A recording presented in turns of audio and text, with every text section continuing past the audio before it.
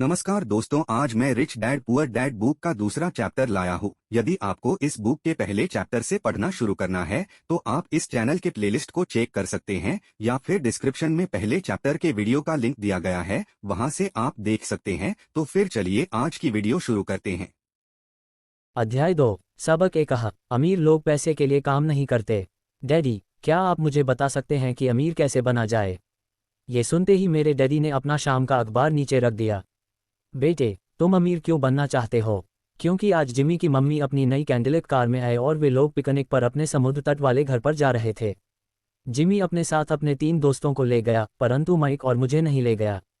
उसने हमसे ये कहा कि वह हमें इसलिए नहीं ले जाएगा क्योंकि हम लोग गरीब बच्चे थे। उसने ऐसा कहा। डैडी ने अविश्वास से पूर्णा, हाँ बिल्कुल ऐसा, मैंने दर्द भरी आवाज में कहा। डैडी ने अपना सिर हिलाया, नाक तक चश्मे को चढ़ाया और फिर अस्तबार पढ़ने लगे। मैं उनके जवाब का इंतजार करता रहा। यह 1956 की बात है। तब मैं 9 साल का था। किस्मत की बात थी कि मैं उसी पब्लिक स्कूल में जाता था जिसमें अमीर लोगों के बच्चे पढ़ते थे। हम शुगर प्लांटेशन के कस्बे में रहते थे। प्लांटेशन के मैनेजर और कस्बे के बाकी अमीर लोग जैसे डॉक्टर, बिजनेसमैन और बैंकर अपने बच्चों को पहली क्लास से 6ठी क्लास तक इसी स्कूल में भेजते थे। 6ठी क्लास के बाद बच्चों को प्राइवेट स्कूलों में भेजा जाता था। अगर गेरा परिवार सड़क के दूसरे छोर पर रह रहा होता तो मुझे अलग तरह के स्कूल में भेजा जाता जहां मेरे जैसे परिवारों के बच्चे पढ़ते थे। 6ठी क्लास के बाद इन बच्चों की तरह मैंने भी पब्लिक इंटरमीडिएट और हाई स्कूल किया होता, क्योंकि उनकी ही तरह मेरे लिए भी प्राइवेट स्कूल में जाना संभव नहीं था। मेरे डैडी ने आखिर अखबार को रख दिया। मुझे पता था कि वे क्या सोच रहे थे। उन्होंने धीमे से शुरुआत की, अगर तुम अमीर बनना चाहते हो तो तुम्हें पैसे बनाना सीखना चाहिए। मैंने पूछा, मैं पैसे बनाना किस तरह सीख सकता हूँ? अपने दिमाग के इस्तेमाल से, उन्होंने गुस्कुराते हुए कहा, जिसका असली मतलब ये था, बस मैं तुम्हें इतना ही बता सकता हूँ, या मैं इसका जवाब नहीं जानता, इसलिए मुझे तंग मत करो। एक साझेदारी हुई। अगली सुबह मैंने अपने सबसे अच्छे दोस्त गाइक को अपने डैडी की बातें बताई। जहाँ तक मुझे याद है, उस स्कूल में मैं और माइक ही 2 गरीब बच्चे थे।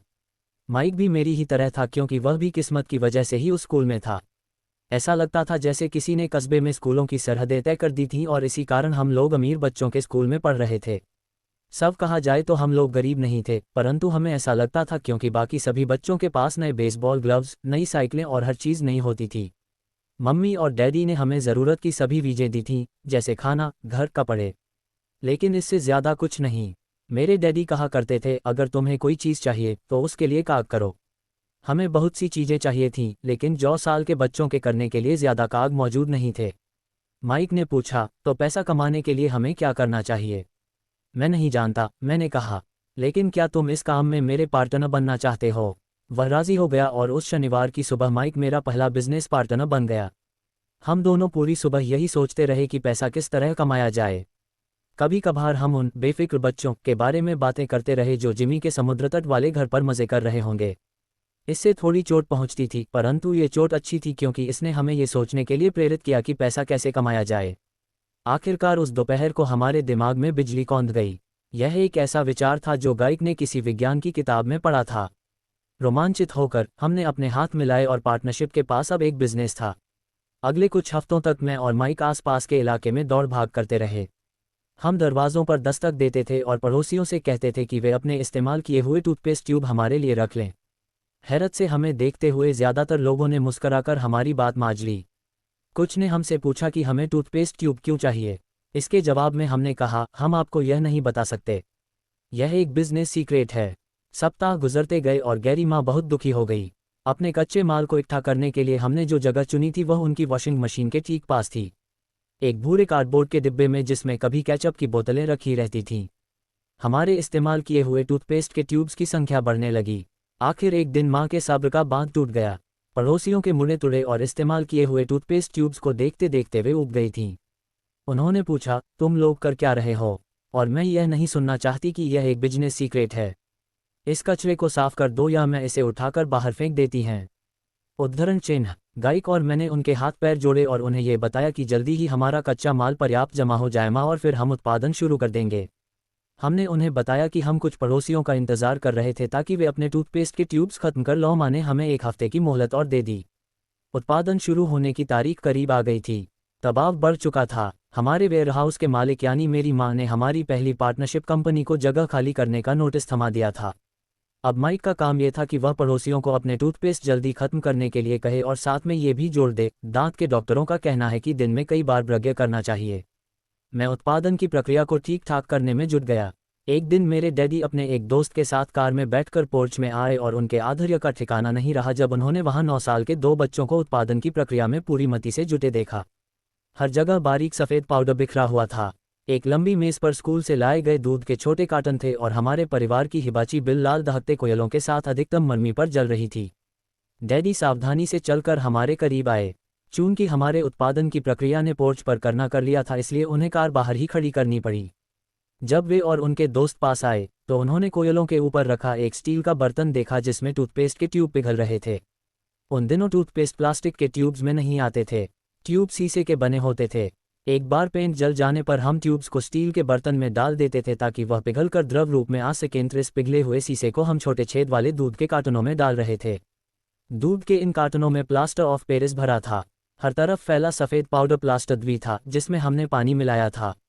जल्दबाजी में मैंने उसके बैग को गिरा दिया था और पूरी ज़मीन ऐसी लग रही थी जैसे वहाँ अभी अभी बर्फ़ का तूफान आया हो। दूध के कार्टन बाहरी बक्से थे जिसके भीतर प्लास्टर ऑफ पेरिस के सांचे थे।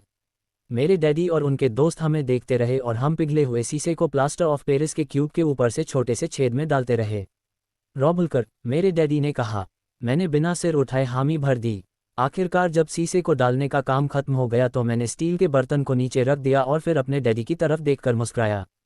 उन्होंने हल्की मुस्कान के साथ पूछा, तुम लोग क्या कर रहे हो? हम वही कर रहे हैं जो आपने बताया था, हम अमीर बनने जा रहे हैं, मैंने कहा। हाँ, माइक ने सिर को दिलाते हुए और मुस्कराते हुए कहा। हम दोनों पार्टनर हैं, डैडी ने पूछा, और इन प्लास्टर के सांचों में क्या है? देखिए, मैंने कहा, इसमें एक बहुत अच्छी चीज़ है। छोटे हथौड़े से मैंने सील को ठोका जिससे बाहरी खोल टूट गया।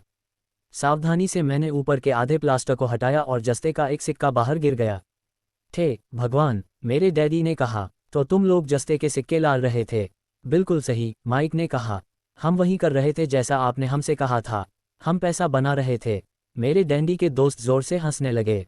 मेरे डैडी भी मुस्कुराए और उन्होंने अपना सिर दिलाया। उनके सामने आग और टूथपेस्ट की ट्यूब्स के बक्से के साथ सफ़ेद धूल में लिपटे हुए 2 बच्चे खड़े थे जो इस कान से उस कान तक खुलकर मुस्करा रहे थे।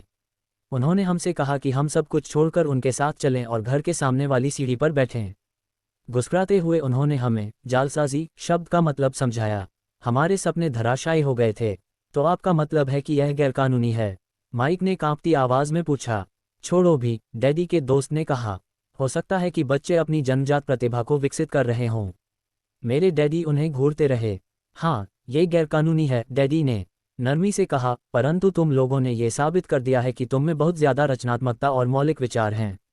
इसी तरह आगे बढ़ते रहो, मुझे तुम पर गर्व है। निराश होकर माइक और मैं तकरीबन 20 मिनट तक चुपचाप अपना सिर पकड़कर बैठे रहे। इसके बाद हमने सारा अटाला साफ करना शुरू किया। पहले ही दिन हमारा बिजनेस चौपट हो गया था। पाउडर साफ करते हुए मैंने माइक की ओर देखा और कहा, मुझे लगता है जिमी और उसके दोस्त ठीक कहते हैं। हम सचमुच गरीब हैं। जब मैंने ये कहा तब डैडी बस जाने ही वाले थे। बच्चों, उन्होंने कहा, तुम गरीब तभी कहलाओगे जब तुम लोग हार मान लोगे। सबसे महत्वपूर्ण चीज़ यह है कि तुमने कुछ किया। ज़्यादातर लोग केवल अमीर बनने के बारे में बातें करते रहते हैं और उसके सपने देखते रहते हैं। तुमने कुछ किया है। मुझे तुम दोनों पर गर्व है। मैं एक बार फिर से यही कहूँगा, आगे बढ़े चलो, हार मत मानो। माइक और मैं स्वामोश खड़े रहे। ये शब्द सुनने में अच्छे थे परंतु हमें ये पता नहीं था कि मैं क्या करना चाहिए। तो ऐसा क्यों है डैडी कि आप अमीर नहीं हैं? मैंने पूछा। क्योंकि मैंने एक स्कूल टीचर बनने का फैसला किया था। स्कूल के टीचर अमीर बनने के बारे में नहीं सोचते, हम सिर्फ पढ़ाना पसंद करते हैं। काश कि मैं तुम लोगों की मदद कर सकता, परंतु हकीकत में मैं यह नहीं जानता कि दौलत कैसे कमाई जाती है। माइक और मैं पलटे और अपने सफाई अभियान में जुट गया। डैडी ने कहा, अगर तुम लोग ये सीखना ही चाहते हो कि अमीर कैसे बना जाता है तो मुझसे मत पूछो। माइक, तुम अपने डैडी से यह सवाल पूछो। मेरे डैडी? माइक ने हैरानी से कहा। हाँ, तुम्हारे डैडी, मेरे डैडी ने मुस्कुराकर दोहराया।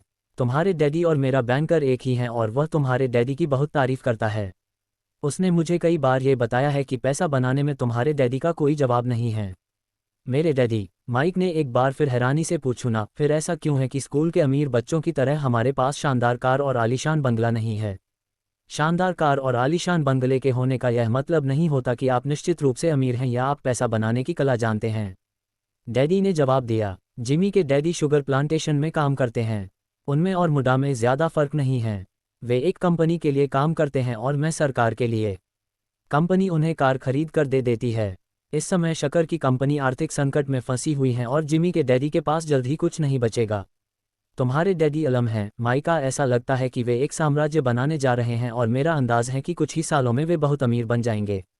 ये सुनकर माइक और मैं एक बार फिर रोमांचित हो गए। नए उत्साह से हमने अपने डूबे हुए व्यवसाय के कचरे को साफ करना शुरू कर दिया। जब हम सफाई कर रहे थे तो हमने ये भी योजना बना ली कि कब और कैसे माइक के डैडी से बात की जाए। समस्या ये थी कि माइक के डैडी बहुत ज़्यादा काम करते थे और देर रात तक घर नहीं लौटते थे। माइक के डैडी के पास कई वेयरहाउस, कंस्ट्रक्शन कंपनी, स्टोर्स की श्रृंखला और 3 रेस्तरां थे। रेस्तराओं के कारण ही उन्हें घर लौटने में देर हो जाती थी। सफाई खत्म करने के बाद माइक बस पकड़कर अपने घर चला गया। वह अपने डैडी से बात करने वाला था, चाहे वे कितनी ही देर से घर लौटें, और उनसे पूछने वाला था कि क्या वे हमें अमीर बनने की तरकीब सिखाने के लिए तैयार हैं। माइक ने मुझसे वादा किया कि जैसे ही वह अपने डैडी से बात कर लेगा वह मुझे फ़ोन करेगा, चाहे कितनी ही देर क्यों न हो जाए। फ़ोन रात को 8:30 बजे आया। कुर्सी पर बैठो और लाइन में इंतज़ार करो, माइक के डैडी ने मेरे घुसते ही कहा। फिर वे अंदर जाकर अपने छोटे से ऑफिस में बैठ गए जो बेडरूम के पास था। मैंने कमरे में चारों तरफ देखा परंतु मुझे माइक नहीं दिखा। अजीब सा महसूस करते हुए मैं उन्हीं दोनों महिलाओं के बगल में बैठ गया जो मुझे 4 हफ्ते पहले वहीं पर मिली थीं। वे मुस्कराए और सोफे पर थोड़ी सी खिसक गई ताकि मैं भी बैठ सकूं। 45 मिनट गुजर गए थे और मैं उबल रहा था। दोनों महिलाएं उनसे मिलकर तकरीबन 30 मिनट पहले वहां से जा चुकी थीं। एक बूढ़ा सा आदमी वहां 20 मिनट तक बैठा और फिर वह भी निकलकर चला गया। घर खाली था और दवाई में खुशनुमा सुबह को मैं सीलन भरे अंधेरे लिविंग रूम में बैठा हुआ था और इस बात का इंतजार कर रहा था कि एक लालवी और बच्चों का शोषण करने वाला आदमी मुझसे बातें करे। मैं सुन सकता था कि वे फ़ोन पर बातें कर रहे थे, ऑफिस में इधर उधर के काम कर रहे थे और मुझे नज़रअंदाज कर रहे थे। मेरी इच्छा तो हो रही थी कि मैं उस घमंडी आदमी से बिना मिले ही घर लौट जाऊं, पर किसी वजह से मैं रुक गया। आसफिर 15 मिनट बाद ठीक 9 बजे अमीर डैडी अपने ऑफिस से बाहर निकले। बिना कुछ कहे उन्होंने हाथ से मुझे इशारा किया कि मैं उनके दरबेनुमा ऑफिस में आ जाऊं। अमीर डैडी ने अपनी ऑफिस कुर्सी पर बैठते हुए कहा, या तो तुम्हारी तनख्वाह बढ़ाई जाए या तुम काम छोड़ रहे हो, है ना? हाँ, समझौते के मुताबिक आप अपनी शर्त पूरी नहीं कर रहे हैं, मैंने लगभग आंसुओं से भीगे स्वर में कहा। 9 साल के बच्चे के लिए एक वयस्क का सामना करना बहुत ज़्यादा डरावना था। आपने कहा था कि अगर मैं आपके लिए काम करूंगा तो आप मुझे पैसा कमाना सिखाएंगे। अपनी तरफ से मैंने आपके लिए काम किया है। मैंने कड़ी मेहनत की है। इस काम के लिए मैंने अपने बेसबॉल गेम की भी कुर्बानी दी है। और अब आप अपने वादे से मुकर रहे हैं। आपने मुझे कुछ भी नहीं सिखाया है। आप धोखेबाज हैं, जैसा शहर के सभी लोग कहते हैं। आप लालची हैं। आप केवल पैसा कमाना चाहते हैं और अपने कर्मचारियों का बिल्कुल ध्यान नहीं रखते। आपने मुझे इतनी देर तक बाहर बिठाए रखा और मेरी ज़रा भी इज्जत नहीं की। मैं एक छोटा सा बच्चा है और आपको मेरे साथ इससे बेहतर बर्ताव करना चाहिए था। अमीर डैडी अपनी कुर्सी पर पीछे झुक गए। अपने द्वातों को डी तक लाकर उन्होंने मुझे पूरा, ऐसा लग रहा था जैसे वे मेरा विश्लेषण कर रहे थे। बुरा नहीं है, उन्होंने कहा। 1 महीने से भी कम समय में तुम वही भाषा बोल रहे हो जो मेरे ज़्यादातर कर्मचारी बोलते हैं। क्या? मैंने पूछा। मैं समझ नहीं पा रहा था कि वे क्या कह रहे थे और इसलिए मैंने अपना दुखड़ा रोना चालू रखा। मुझे लगता था कि आप अपने वादे पर कायम रहेंगे और मुझे कुछ सिखाएंगे। इसके बजाय आप तो मुझ पर अत्याचार करना चाहते हैं। ये तो जुल्म है, समाजा जुल्म। उद्धरण चिन्ह 40/225। मैं तुम्हें सिखा तो रहा हूँ, अमीर डैडी ने धीमी आवाज में कहा। आपने मुझे क्या सिखाया है? कुछ भी नहीं, मैंने गुस्से से कहा। एक बार मैं चंद सिक्कों में काम करने के लिए तैयार हो गया, उसके बाद तो आपने मुझसे बात तक नहीं की। 10 सेंट प्रति घंटे। मैं आपकी शिकायत संस्कार से करूंगा। हमारे देश में भी बाल श्रम कानून है। आप तो जानते ही हैं कि मेरे डैडी सरकार के लिए काम करते हैं। शाबाश, अमीर डैडी ने कहा। अब तुम उन ज़्यादातर लोगों की भाषा बोल रहे हो जो कभी मेरे लिए काम करते थे। वे लोग जिन्हें या तो मैंने नौकरी से निकाल दिया है या जिन्होंने खुद मेरी नौकरी छोड़ दी है। तो इस बारे में आपको क्या कहना है? मैंने पूछा, और मुझे ये लग रहा था कि कम उम्र के बावजूद मैं बहादुरी से बातें कर रहा था। आपने गुज से झूठ बोला। मैंने आपके लिए काम किया और आपने अपना वादा पूरा नहीं किया। आपने मुझे कुछ भी नहीं सिखाया। कौन कहता है कि मैंने तुम्हें कुछ नहीं सिखाया है? मेरे अमीर डैडी ने शांति से कहा। मैंने 3 हफ्ते तक काम किया और इस बीच आपने सिखाना तो दूर रहा, मुझसे कभी बात तक नहीं की। मैंने व्यंग्य भरे अंदाज में कहा। क्या सिखाने का मतलब केवल भाषण या बातचीत ही होता है? अमीर डैडी ने पूछा। और क्या? मैंने जवाब दिया। इस तरह से वे तुम्हें स्कूल में सिखाते हैं, उन्होंने मुस्कराकर कहा। परंतु जिंदगी तुम्हें इस तरह नहीं सिसवाती और मेरा यह मानना है कि जिंदगी सबसे बढ़िया टीचर होती है। ज़्यादातर वक्त जिंदगी आपसे बातें नहीं करती, यह एक तरह से आपको धक्का देती है। हर धक्के के जरिए जिंदगी आपसे कहती है, जाग जाओ, मैं तुम्हें कुछ सिखाना चाहती हूँ। यह आदमी कैसी बेसिर पैर की बातें कर रहा है, मैंने अपने आप से पूछा। जिंदगी अगर मुझे धक्का देती है तो इसका मतलब यह है कि जिंदगी मुझसे बातें करती है। अब मैं जान चुका था कि मुझे ये काम तत्काल छोड़ देना चाहिए। मैं किसी ऐसे आदमी से बातें कर रहा था जो पागल था और जिसे ताले में बंद रखने की जरूरत थी। अगर तुम जिंदगी के सबक सीखते हो तो इससे तुम्हें बहुत फायदा होगा। अगर तुम ऐसा नहीं करते हो तो जिंदगी तुम्हें लगातार धक्के देती रहेगी। लोग दो चीजें करते हैं, कुछ लोग जिंदगी के धक्कों को सहन करते चले जाते हैं, बाकी लोग गुस्सा हो जाते हैं और कुछ जिंदगी धक्का देते हैं, परंतु वे धक्का देते हैं अपने बॉस को, अपने काम को, अपनी पत्नी या पति को। वे यह नहीं जानते कि जिंदगी उन्हें धक्का दे रही है। मैं नहीं जानता था कि वे किस बारे में बात कर रहे थे। जिंदगी हम सबको धक्के मारती हैं। कुछ लोग हार मान लेते हैं, बाकी के लोग लड़ते हैं। कुछ लोग सबक सीख लेते हैं और आगे बढ़ जाते हैं। वे जिंदगी के धक्कों का स्वागत करते हैं। इन मिले चुने लोगों के लिए इसका यह मतलब होता है कि उन्हें कुछ नया सीखना चाहिए। वे सीखते हैं और आगे बढ़ जाते हैं। ज़्यादातर लोग छोड़ देते हैं और कुछ लोग तुम्हारी तरह लड़ते भी हैं। अमीर डैडी खड़े हो गए और उन्होंने टूटी फूटी खिड़की को बंद कर दिया। अगर तुम ये सबक सीख लेते हो तो तुम एक समझदार, अमीर और सुस्ती युवक बन सकते हो। अगर तुम यह नहीं सीखते हो तो तुम जिंदगी भर अपनी समस्याओं के लिए अपनी नौकरी, कम तनख्वाह या अपने बॉस को कोसते रहोगे। तुम हमेशा ऐसे बड़े मौके की उम्मीद करते रहोगे जो आए और तुम्हारी आर्थिक समस्याओं को सुलझा दे। अमीर डैडी ने मेरी तरफ देखा कि क्या मैं अब भी उनकी बात सुन रहा हूँ। उनकी आंखें मेरी आंखों से मिलीं। हम एक दूसरे की तरफ देखते रहे और हमारी आंखों के बीच संप्रेषण की धाराएं बहने लगीं। आस्तिर जब मैं उनके संदेश का मतलब समझ गया तो मैंने अपनी नज़रें झुका ली। मैं जान गया था कि वे सही थे। मैं उन्हें दोषी ठहरा रहा था जबकि सीखने की जिद गहरी ही थी। मैं फालतू में ही लड़ रहा था। अमीर डैडी ने आगे कहा, अगर आप इस तरह के आदमी हैं जिसमें हिम्मत नहीं है तो आप जिंदगी के हर थपेड़े के सामने हार मान जाते हैं। अगर आप इस किस्म के आदमी हैं तो आप जिंदगी भर सुरक्षित खेल खेलते रहेंगे, सही बीजें करते रहेंगे और किसी ऐसे वक्त का इंतजार करते रहेंगे जो आने वाला नहीं है। और फिर आप एक बोरिंग बुढ़े की तरह मर जाएंगे। आपके बहुत से दोस्त होंगे जो आपकी सिर्फ इसलिए तारीफ करेंगे क्योंकि आप एक मेहनती और भले आदमी थे। आपने अपनी जिंदगी सुरक्षित खेल खेलने और सही चीजें करने में गुजार दी। परंतु सच बात तो यह है कि आपने जिंदगी के थपेड़ों के सामने घुटने टेक दिश आप खतरा गोल लेने की कल्पना तक से डरते थे। हकीकत में तो आप जीतना चाहते थे, परंतु आपके लिए हारने का डर जीतने के रोमांच से ज्यादा ताकतवर साबित हुआ। अंदर से आप और केवल आप जान पाएंगे कि आपने कभी जीतने की कोशिश नहीं की। आपने सुरक्षित खेल खेलने का विकल्प चुना। हमारी नज़रें एक बार फिर मिलीं।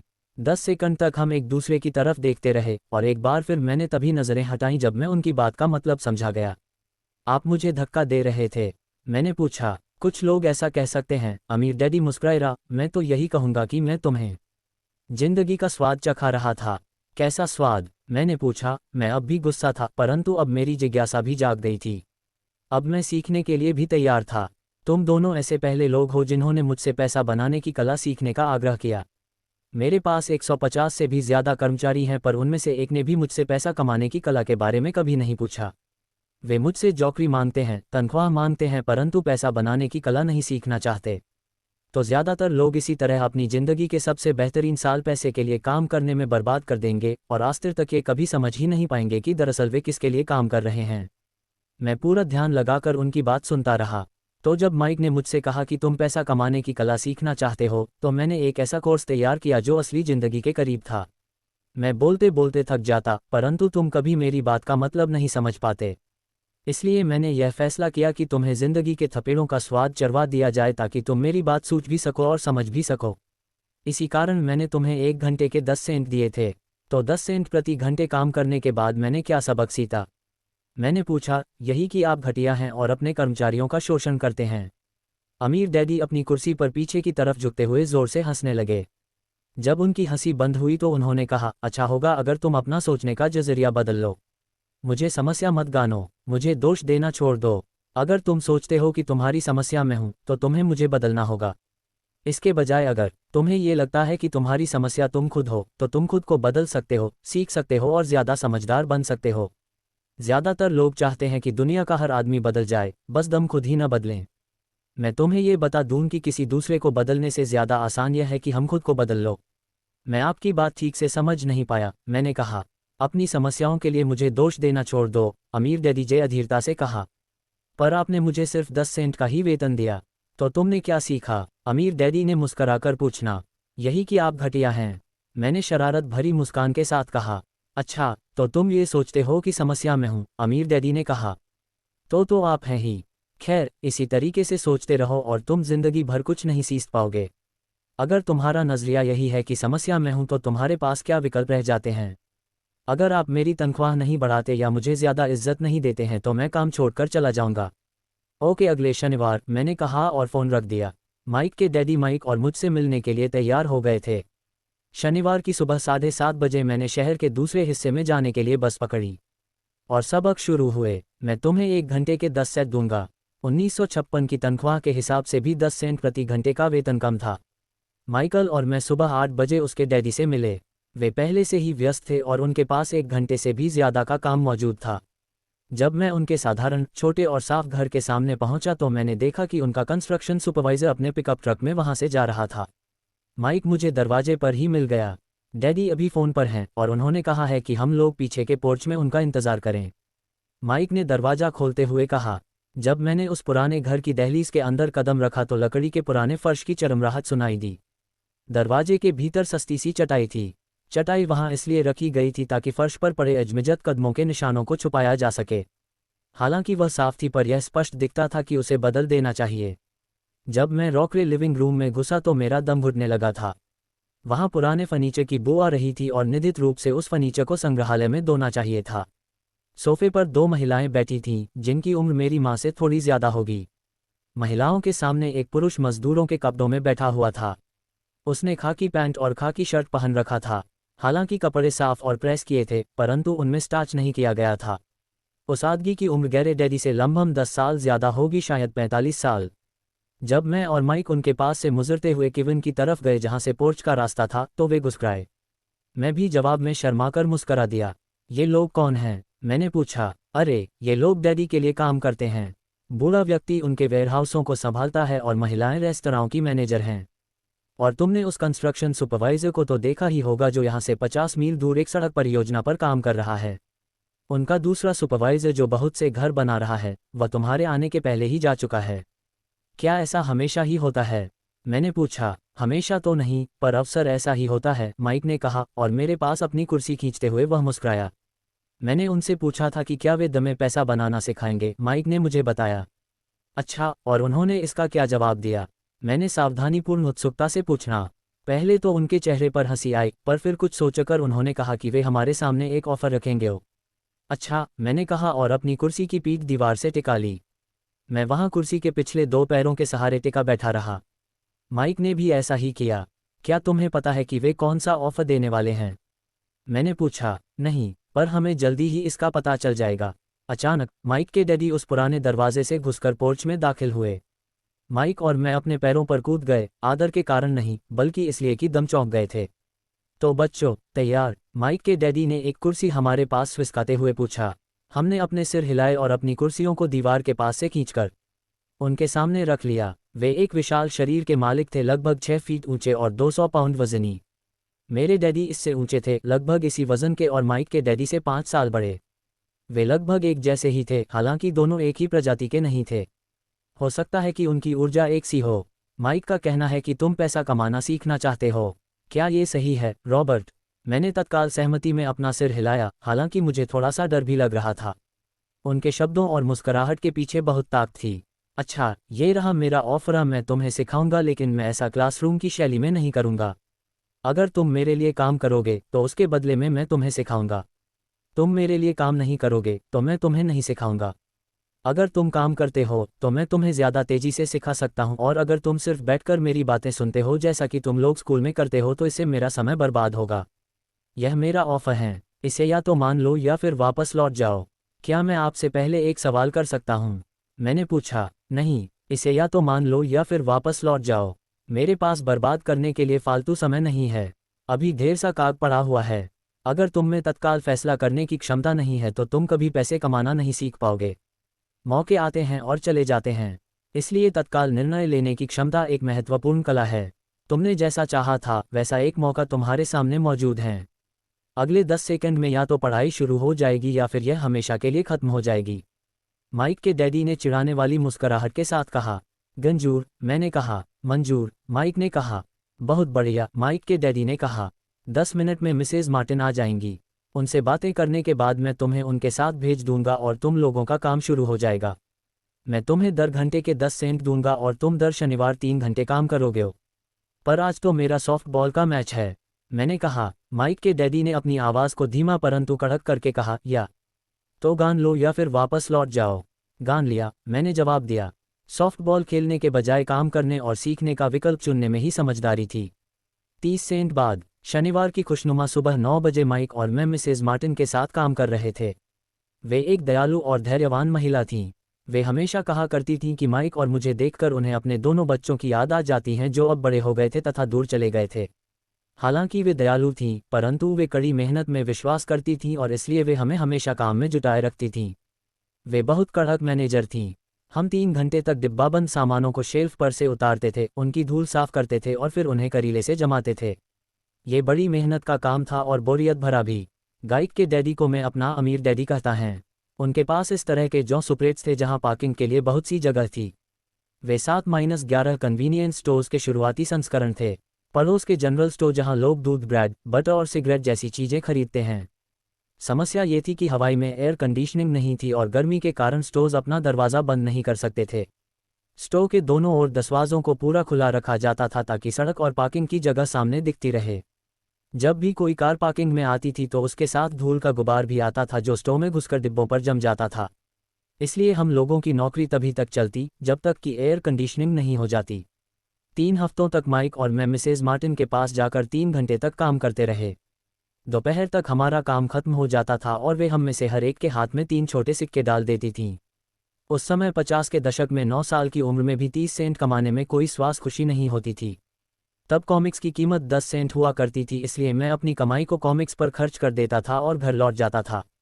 चौथे हफ्ते के बुधवार तक मैंने काम छोड़ने का मन बना लिया था। मैं सिर्फ इसलिए काम करने के लिए तैयार हुआ था क्योंकि मैं माइक के डैडी से पैसा कमाना सीखना चाहता था। इसीलिए मैं 10 सेंट प्रति घंटे की गुलामी कर रहा था। और सबसे बड़ी बात तो ये थी कि उस पहले शनिवार के बाद से मैंने माइक के डैडी को देखा तक नहीं था। मैं काम छोड़ रहा हूँ, मैंने लंबे के समय माइक से कहा। स्कूल लंच बड़ा निराशाजनक था। स्कूल भी उबाऊ था और अब तो मेरे पास शनिवार भी नहीं थे जिसका मैं इंतज़ार कर सकूं। परंतु 30 सेंट के कारण मुझे धक्का पहुंचा था। इस बार माइक मुस्कुराया। तुम किस बात पर हंस रहे हो? मैंने गुस्से और कुंठा से पूछा। डैडी ने कहा था कि ऐसा ही होगा। उन्होंने कहा था कि जब तुम काम छोड़ने का फैसला कर लो तब वे तुमसे मिलना चाहेंगे। क्या? मैंने आवेश में पूछा। क्या वे मेरे उकता जाने का इंतज़ार कर रहे थे? कुछ, माइक ने कहा। मेरे डैडी ज़रा अलग किस्म के हैं। उनका सिखाने का तरीके तुम्हारे डैडी के पढ़ाने के तरीके से बिल्कुल अलग है। तुम्हारे मम्मी डैडी बहुत बातें करते हैं। दूसरी तरफ मेरे डैडी बहुत कम बोलते हैं। तुम सिर्फ इस शनिवार तक इंतज़ार कर लो, मैं उन्हें बता दूंगा कि तुमने काम छोड़ने का फैसला कर लिया है। इसका मतलब यह है कि मेरे साथ नाटक खेला गया है। नहीं, ऐसा नहीं हुआ है, पर शायद हो सकता है।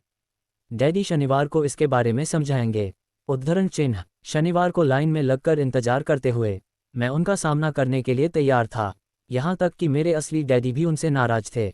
मेरे असली डैडी, जिन्हें मैं गरीब डैडी कहता हूँ, यह मानते थे कि मेरे अमीर डैडी बाल श्रम कानूनों का उल्लंघन कर रहे थे और इस पूरे मामले की जांच होनी चाहिए। गहरे पढ़े लिखे गरीब डैडी जे मुझसे ये कहा कि मैं सही तनख्वाह मांगूं, कम से कम 25 सेंट प्रति घंटा। गहरे गरीब डैडी ने मुझसे कहा कि अगर मेरी तनख्वाह नहीं बढ़ती है तो मुझे तत्काल नौकरी छोड़ देनी चाहिए। और वैसे भी तुम्हें उस घटिया काम की कोई ज़रूरत नहीं है, मेरे गरीब डैडी ने झल्लाकर कहा। शनिवार को सुबह 8 बजे मैं एक बार फिर गाइड के घर के उसी पुराने दरवाजे के अंदर घुस रहा था। अमीर डैडी ने एक बार फिर अपनी उंगली को सिर पर रखा और कहा, इसका इस्तेमाल करो। अब यहाँ से जाओ और अपने काम में जुट जाओ। सबक 1, अमीर लोग पैसे के लिए काम नहीं करते। मैंने अपने गरीब डैडी को यह नहीं बताया कि अब मैं मुफ्त में काम कर रहा है। उन्हें ये समझ में नहीं आता। मैं उन्हें इसकी वजह ठीक से इसलिए नहीं समझा सकता था क्योंकि मैं खुद भी इसे ठीक से नहीं समझ पाया था। अगले 3 हफ्ते माइक और मैं 3 घंटे तक हर शनिवार को काम करते रहे। गुफ्त में काम बहुत परेशानी वाला नहीं था और वक्त गुजरने के साथ साथ यह ज़्यादा आसान होता जा रहा था। मुझे अफसोस था तो अपने छूटे हुए बेसबॉल गेम्स और कॉमिक्स का। अब मैं उनका मज़ा नहीं ले सकता था। तीसरे हफ्ते दोपहर में अमीर डैडी आए। हमने उनके ट्रक के पार्किंग में आने की आवाज़ सुनी। वे स्टोव में घुसे और उन्होंने मिसेज मार्टिन को गले लगाकर अभिवादन किया। स्टोव में क्या चल रहा है ये जानने के बाद वे आइसक्रीम फ्रीज़र के पास गए, उसमें से 2 आइसक्रीम निकाली, उनका दाम चुकाया और इसके बाद मेरी और माइक की तरफ इशारा करके कहा, चलो घूमने चलते हैं। हम सड़क के पार गए, कुछ कारों को चकमा दिया और एक बड़े घास के मैदान में टहलने लगे जहां कुछ वयस्क संगठन सॉफ्टबॉल खेल रहे थे। दूर की पिकनिक टेबल पर बैठकर उन्होंने माइक और मुझे आइसक्रीम दी। कैसा चल रहा है? बढ़िया, माइक ने कहा। मैंने सहमति में सिर हिलाया। कुछ और सीखा? अमीर डैडी ने पूछा। माइक और मैंने एक दूसरे की तरफ देखा, अपने कंधे उचकाए और अपने सिर को ना में एक साथ दिलाया। जिंदगी के सबसे बड़े जाल से बचना। अच्छा ये होगा कि तुम बचपन से ही यह सोचना शुरू कर दो। तुम अब जिंदगी के सबसे बड़े सबक को देख रहे हो। अगर तुम इस सबक को सीख लेते हो तो तुम बहुत ज़्यादा आज़ादी और सुरक्षा भरी जिंदगी का सुख ले सकते हो। अगर तुम ये सबक नहीं सीख पाते हो तो तुम भी मिसेज मार्टिन और इस पार्क में खेल रहे ज़्यादातर लोगों की तरह ही बन जाओगे। वे बहुत ज़्यादा मेहनत करते हैं परंतु उसके बदले में उन्हें बहुत कम पैसे मिलते हैं। वे नौकरी की सुरक्षा के मोह में फंसे रहते हैं। हर साल मिलने वाली 3 हफ्ते की छुट्टियों और 45 साल तक काम करते रहने के बाद मिलने वाली थोड़ी सी पेंशन का सपना देखते रहते हैं। अगर इस तरह की ज़िंदगी जीने में तुम्हें सुख मिलता है तो मैं तुम्हारी तनख्वाह बढ़ाकर 25 सेंट प्रति घंटा कर सकता हूँ। परंतु ये लोग अच्छे लोग हैं और मेहनती भी हैं। फिर आप उनका मजाक क्यों उड़ा रहे हैं? मैंने पूछा। अमीर डैडी के चेहरे पर मुस्कान आ गई। मिसेज मार्टिन मेरे लिए माँ जैसी हैं। मैं इतना कठोर नहीं हो सकता कि उनका मजाक उड़ाऊं। ये कठोर लगता ज़रूर है क्योंकि मैं तुम दोनों के सामने स्थिति स्पष्ट करना चाहता हूं और वह भी आसान शब्दों में। मैं तुम्हारे नज़रिए को बड़ा करना चाहता हूं ताकि तुम कुछ आगे भी देख सको, दूर तक देख सको। ज़्यादातर लोगों को आगे देखने का फ़ायदा कई बार सिर्फ इसलिए नहीं मिल पाता क्योंकि उनके देखने का दायरा बहुत छोटा होता है। ज़्यादातर लोग जिस जाल में फंसे हुए हैं वे उसे देख ही नहीं पाते। माइक और मैं वहां पर सोचते हुए बैठे रहे क्योंकि हम उनकी बातों का मतलब पूरी तरह से नहीं समझ सके थे। उनकी बातें सुनने में कठोर और कड़वी लग रही थीं, परंतु हम ये भी जानते थे कि वे हमें कुछ सिखाने की काफ़ी कोशिश कर रहे थे। मुस्कुराहट के साथ अमीर डैडी ने कहा, क्या 25 सेंट प्रति घंटे का ऑफर अच्छा नहीं लगा? क्या इससे दिल की धड़कन तेज नहीं हुई? मैंने अपना सिर नाक में दिलाया, जबकि असल में ऐसा ही हुआ था। 1 घंटे काम के बदले में 25 सेंट मेरे हिसाब से बहुत बढ़िया सौदा था। अच्छा, मैं तुम्हें 1 घंटे के $1 दूंगा, अमीर डैडी ने शरारत भरी मुस्कान के साथ कहा। अब मेरा दिल तूफान मेल की तरह दौड़ रहा था। मेरा दिमाग चीख चीख कर कह रहा था, इसकी बात मान लो, मान लो। मुझे अपने कानों पर भरोसा नहीं हो रहा था, परंतु फिर भी मैं चुप रहा। अच्छा, $2 प्रति घंटे। मुझे ऐसा लगा जैसे मेरे छोटे से 9 साल पुराने दिमाग में किसी ने बम फोड़ दिया हो। 1956 में $2 प्रति घंटे की कमाई मुझे दुनिया का सबसे अमीर बच्चा बना देती। मैं इतना सारा पैसा कमाने की कल्पना भी नहीं कर सकता था। मैं दीक कहना चाहता था। मैं सौदा पक्का करना चाहता था। मुझे नई साइकिल दिख रही थी, नए बेसबॉल के ग्लव्स दिख रहे थे। मेरे पास कड़क नोट देखकर मेरे दोस्तों की जलन और तारीफ भी मुझे साफ दिख रही थी। सबसे बड़ी बात तो ये थी कि जिमी और उसके अमीर दोस्त मुझे फिर कभी गरीब नहीं कह सकते थे। परंतु किसी वजह से मैं खामोश खड़ा रहा। हो सकता है कि मेरे दिमाग में गर्मी बढ़ जाने से उसका फ्यूज उड़ गया हो, परंतु मन ही मन में $2 प्रति घंटे का ऑफर मानने के लिए बेताब था। आइसक्रीम पिघल चुकी थी और मेरे हाथ पर बह रही थी। आइसक्रीम की डंडी खाली थी और इसके नीचे वेनिला और चॉकलेट के टुकड़े थे जिसके गजे चींटियां ले रही थीं। अगीर डैडी हक दोनों बच्चों को देख रहे थे जो आंखें फाड़कर और खाली दिमाग से उन्हें घूर रहे थे। उन्हें मालूम था कि वे हमारी परीक्षा ले रहे हैं और वे ये भी जानते थे कि हमारे दिल का एक कोना उस ऑफर को मानने के लिए बेताब हो रहा होगा। वह जानते थे कि हर व्यक्ति की आत्मा का एक हिस्सा कमज़ोर और ज़रूरतमंद होता है जिसे खरीदा जा सकता है, और वे ये भी जानते थे कि हर व्यक्ति की आत्मा का एक हिस्सा मजबूत और दृढ़ निश्चयी होता है जिसे कभी नहीं खरीदा जा सकता। असली सवाल ये था कि इनमें से कौन सा हिस्सा ज़्यादा ताकतवर है। उन्होंने अपनी ज़िंदगी में हज़ारों लोगों की परीक्षा ली थी। जब वे नौकरी मांगने के लिए आए लोगों का इंटरव्यू लेते थे तो वे हर बार आत्माओं की परीक्षा लेते थे। अच्छा, $5 प्रति घंटे। अचानक मेरे अंदर शांति छा गई। कुछ था जो बदल गया था। ऑफर बहुत ही बड़ा था और मूर्खतापूर्ण लग रहा था। 1956 में गिने चुने वयस्कों को $5 प्रति घंटे से ज़्यादा मिलता होगा। लालच खत्म हो गया था और इसकी जगह शांति ने ले ली थी। धीमे से मैं अपनी बाईं तरफ खड़े माइक की तरफ मुड़ा। उसने भी मेरी तरफ देखा। मेरी आत्मा का जो हिस्सा कमज़ोर और ज़रूरतमंद था वह स्वामोश हो चुका था। मेरा वह हिस्सा जिसे खरीदा नहीं जा सकता था वह आगे आ चुका था। मेरे दिमाग और आत्मा में पैसे को लेकर हुए इस युद्ध में शांति और विश्वास जीत चुके थे। मैं जानता था कि गाइड भी उसी बिंदु पर पहुंच चुका होगा। अच्छा, अमीर डैडी ने धीमे से कहा, ज्यादातर लोगों की एक कीमत होती है, और उनकी कीमत इसलिए होती है क्योंकि हम सभी में दो भावनाएं होती हैं, डर और लालचा। पहले तो पैसे के बिना रहने के डर से हमें कड़ी मेहनत करने की प्रेरणा मिलती है। इसके बाद जब हमें तनख्वाह मिलती है तो हम में लालच या इच्छा की भावना जाग जाती है। पैसा होने पर हम उन बढ़िया चीज़ों के बारे में सोचने पर मजबूर हो जाते हैं जो उस पैसे से खरीदी जा सकती हैं। इस तरह हमारी जिंदगी का एक पैटर्न बन जाता है। किस तरह का पैटर्न? मैंने पूछा। सुबह जागले, काम पर जाने, खर्च करने, सुबह जागने, काम पर जाने, खर्च करने। लोगों की जिंदगी हमेशा डर और लालच इन्हीं दो भावनाओं से चलती है। उन्हें अमर ज़्यादा पैसा दे भी दे तो वे इसी पैटर्न पर चलकर अपना खर्च बढ़ा लेंगे। इसी पैटर्न को मैं चूहा दौड़ कहता हूँ। क्या कोई दुरारा रास्ता भी है? माइक ने पूछा। हाँ, अमीर डैडी ने धीमे से कहा, परंतु इसे बहुत कम लोग खोज पाते हैं। और वह सस्ता क्या है? माइक ने पूछा। उसी रास्ते को तुम लोग काम करते हुए और मेरे साथ सीखते हुए खोज लोगे, मैं यही उम्मीद करता हूँ। इसी कारण मैंने तुम्हें पैसे देना बंद कर दिया है। इस बारे में कोई संकेत तो दीजिए। माइक ने कहा, हम लोग मेहनत से काम करते करते थक चुके हैं, खासकर तब जब इसके बढ़ते में हमें कुछ नहीं मिल रहा है। पहला कदम तो ये कि तुम लोग सच बोलो, अमीर डैडी ने कहा। हम लोग झूठ नहीं बोल रहे हैं, मैंने कहा। मैंने कब कहा कि तुम लोग झूठ बोल रहे हो? मैं तो ये कह रहा हूँ कि सच्ची बात कह देनी चाहिए, अमीर डैडी ने जवाब दिया। किस बारे में? मैंने पूछा। इस बारे में कि तुम लोगों को कैसा लग रहा है, अमीर डैडी ने कहा। तुम्हें ये किसी और से कहने की जरूरत नहीं है, सिर्फ अपने आप से सच बोलो। आपके कहने का मतलब यह है कि इस पार्क में मौजूद लोग, आपके लिए काम करने वाले लोग, मिसेज मार्टिन, ये सब लोग ऐसा नहीं करते। मुझे ऐसा ही लगता है, अमीर डैडी ने कहा। इसके बजाय उन्हें हमेशा पैसा नहीं होने का डर सताता रहता है। उस डर का सामना करने के बजाय, सोचने के बजाय ये लोग सिर्फ प्रतिक्रिया करते रहते हैं। इस दौरान वे दिल से काम लेते हैं, दिमाग से नहीं। अमीर डैडी ने अपने सिर पर उंगली ठोकते हुए कहा। फिर उनके हाथ में कुछ पैसे आ जाते हैं और उनमें भी इच्छा और लालच की भावनाएं जाम जाती हैं। और एक बार फिर वे दिमाग से सोचने के बजाय दिल से काम करने लगते हैं। तो वे दिल से, यानी अपनी भावनाओं से सोचते हैं, माइक ने कहा। बिल्कुल ठीक, अमीर डैडी ने कहा। वे इस बारे में सच नहीं बताते कि उन्हें कैसा लग रहा है। वे अपनी भावना से काम करते हैं और दिमाग से सोचने का कष्ट नहीं उठाते। उन्हें डर लगता है, वे नौकरी करने जाते हैं और आशा करते हैं कि ज़्यादा पैसे आने से उनका डर दूर हो जाएगा। परंतु ऐसा नहीं होता है। वही पुराना डर उन्हें फिर से सताने लगता है। वे फिर से नौकरी करने जाते हैं और फिर आशा करते हैं कि पैसा उनके डर को कम कर देगा, परंतु ऐसा नहीं होता।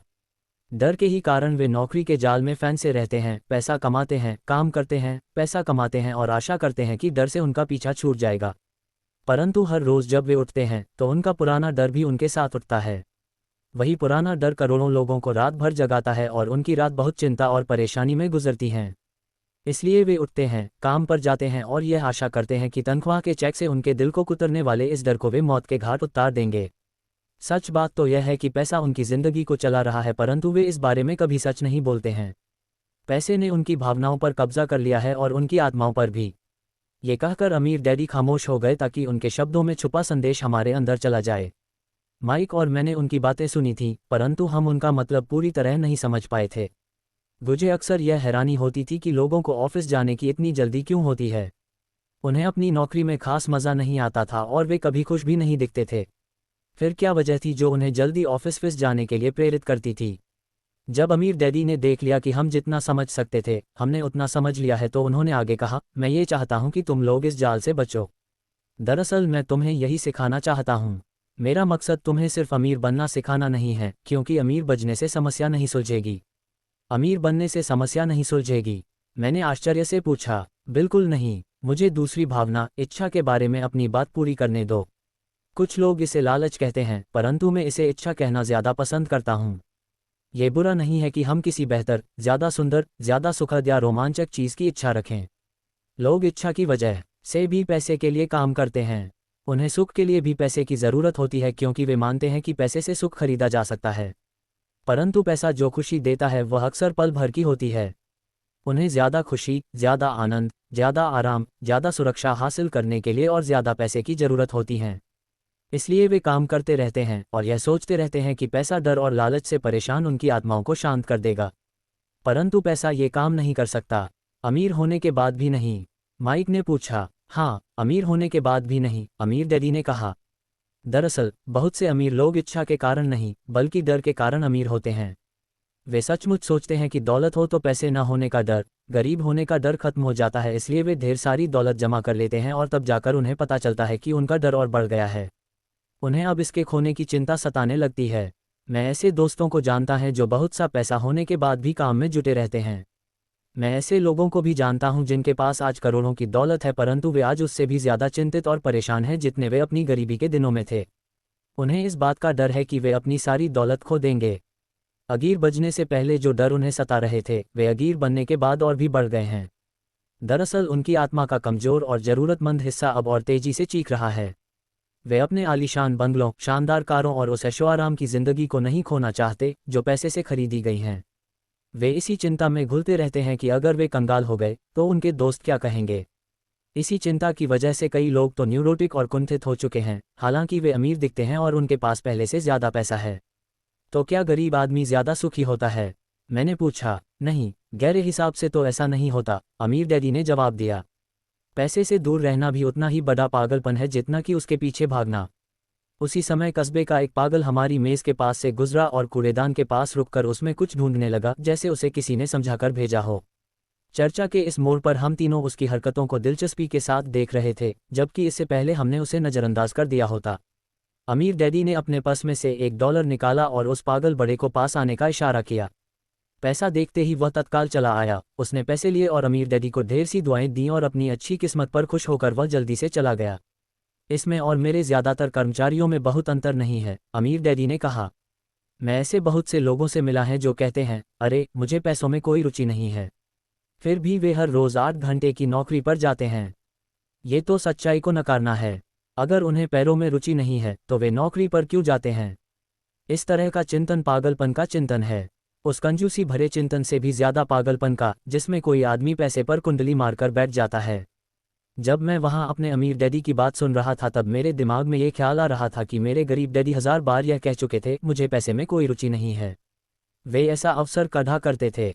वे खुद की असली भावनाओं को छुपाने के लिए हमेशा ये भी कहा करते थे, मैं इसलिए काम करता हूं क्योंकि मुझे अपना काम बहुत पसंद है।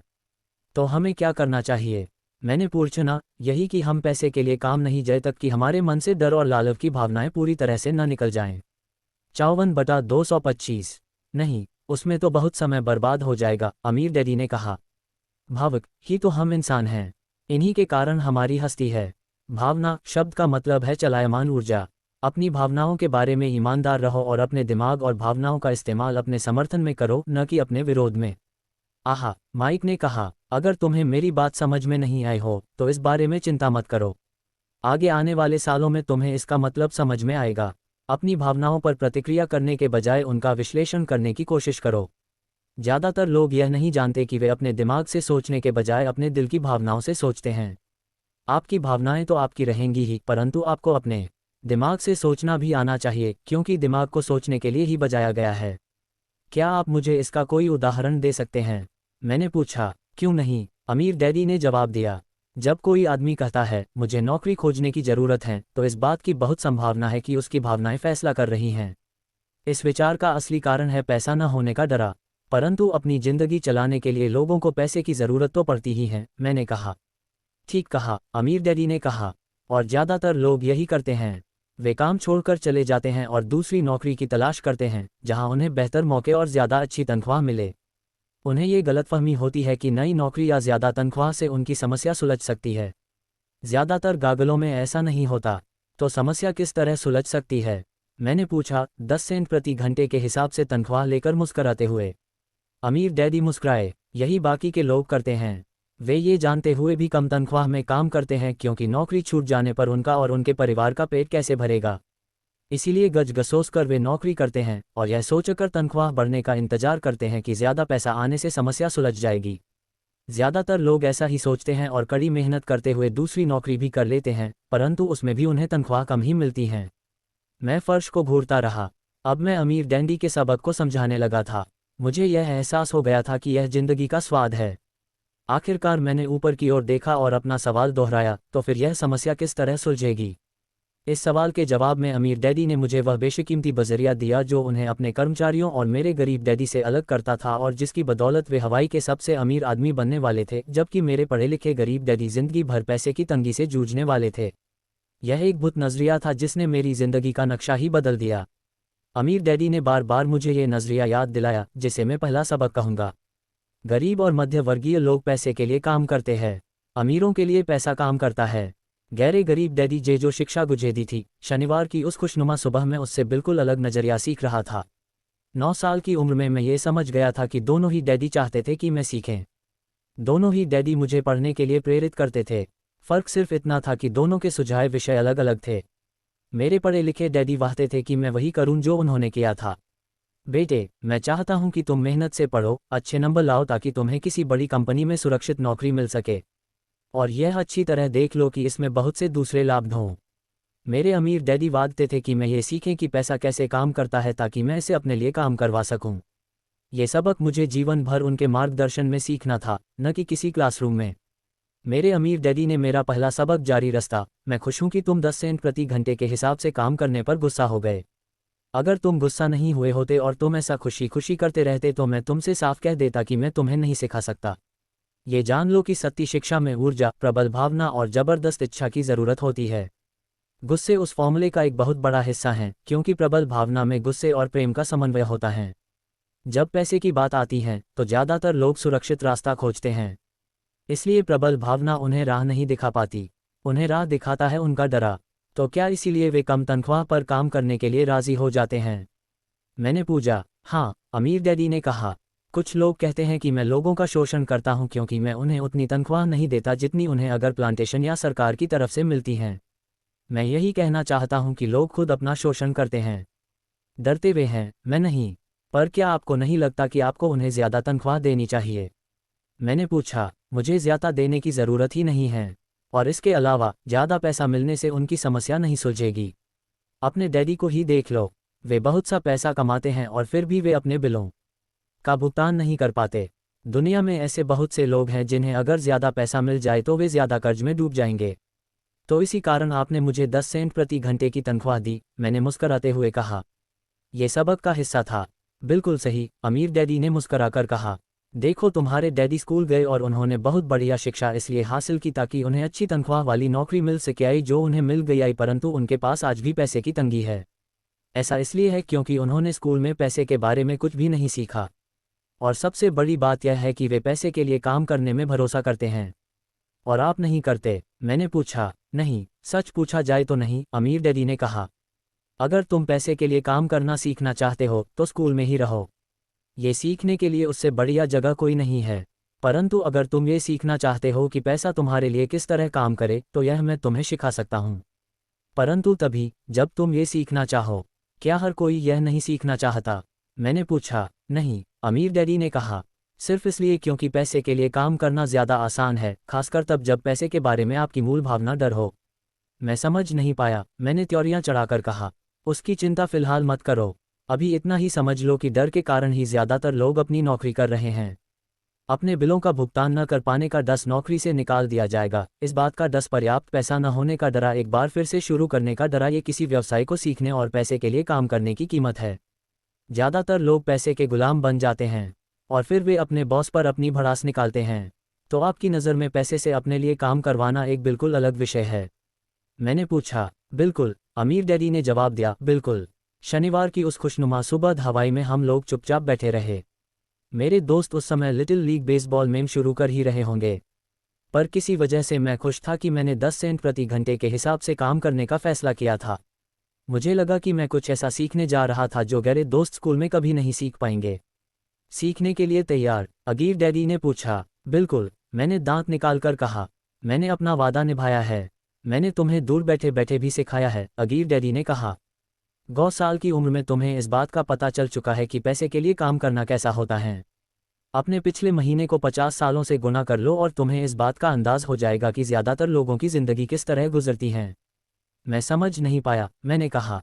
जब तुम मुझसे मिलने के लिए लाइन में इंतज़ार कर रहे थे तो तुम्हें कैसा लग रहा था? एक बार नौकरी के लिए और दूसरी बार तनख्वाह बढ़वाने के लिए। भयानक, मैंने कहा। अगर तुम पैसे के लिए काम करने का विकल्प चुनते हो तो ज़्यादातर लोगों के लिए ज़िंदगी का मतलब यही होता है, अमीर डैडी ने कहा।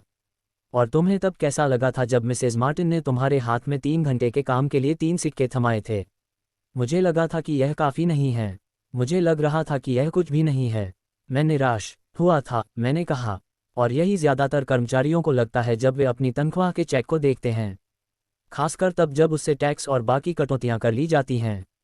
कम से कम तुम्हें तो पूरी तनख्वाह मिलती थी, उन्हें तो पूरी तनख्वाह भी नहीं मिलती। आपका मतलब है कि ज़्यादातर कर्मचारियों को पूरी तनख्वाह नहीं मिलती? मैं हैरान था। नहीं, अमीर डैडी ने कहा, सरकार हमेशा अपना हिस्सा पहले ही ले लेती है। सरकार ऐसा कैसे करती है? मैंने पूरा टैक्स, अमीर डैडी ने कहा। जब आप कमाते हैं तो आप पर टैक्स लगता है, जब आप खर्च करते हैं तो आप पर टैक्स लगता है, जब आप बचाते हैं तो आप पर टैक्स लगता है, जब आप मर जाते हैं तो भी आप पर टैक्स लगता है। लोग सरकार को ऐसा क्यों करने देते हैं? अमीर लोग ऐसा नहीं करने देते, अमीर डैडी ने मुस्कराकर कहा। परंतु गरीब और मध्य वर्गीय लोग ऐसा करने देते हैं। मैं दावा करता हूं कि मैं तुम्हारे डैडी से ज़्यादा कमाता हूं, परंतु वे ज़्यादा टैक्स चुकाते हैं। ये कैसे संभव है? मैंने पूछा। 9 साल का बच्चा इस अजीब आंकड़े को समझ नहीं पा रहा था। कोई आदमी सरकार को ऐसा करने की इजाज़त कैसे दे सकता है? अमीर डैडी चुपचाप बैठे रहे। मैं समझ गया कि वे चाहते थे कि मैं सुने, न कि उनसे फालतू के सवाल करूं। आखिर मैं शांत हो गया। जो मैंने सुना था वह मुझे अच्छा नहीं लगा था। मैं जानता था कि मेरे डैडी हमेशा टैक्स का रोना रोते रहते थे, परंतु दरअसल इस बारे में वे कुछ भी नहीं कर पाते थे। क्या जिंदगी उन्हें धक्का दे रही थी? अमीर डैडी मेरी तरफ देखते हुए अपनी कुर्सी में धीमे धीमे और खामोशी से हिलने लगे। सीखने के लिए तैयार? उन्होंने पूछा। मैंने अपना सिर धीमे से हिलाया।